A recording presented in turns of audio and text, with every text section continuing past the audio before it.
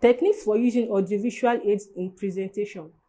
Using audiovisual aids in presentation can be a powerful way to enhance the audience understanding and engagement. However, it is important to use these aids effectively to avoid distracting or confusing the audience.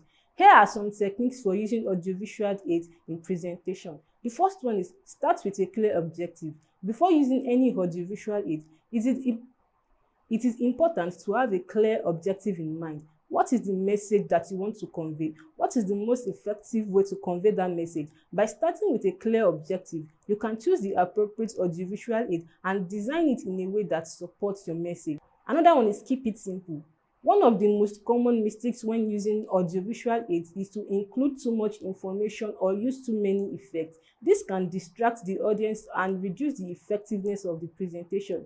Instead, keep it simple and focus on the most important information. Use simple visuals such as charts or graphs to illustrate the key points. Another one is use high quality visuals. If you are using images or videos, make sure they have high quality. Low quality visuals can be distracting and reduce the credibility of the presentation. Use clear and crisp visuals that are easy to understand. Another one is practice your timing. Timing is very important when using audiovisual aids. Make sure that you practice your timing so that the audiovisual aids appears at the right time and for the right duration. You don't want the audience to miss important information because the visual was too short or too long.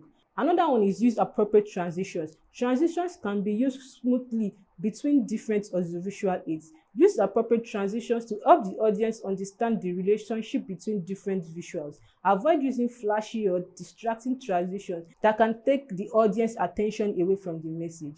Another one is use sound effectively. If you are using sound, make sure that it is in an appropriate volume and that it is clear. Use sound to enhance the message, not distract from it. You can also use sound to create a mood or emphasize a key point. Another one is test your equipment. Before the presentation, make sure that all your equipment is working properly.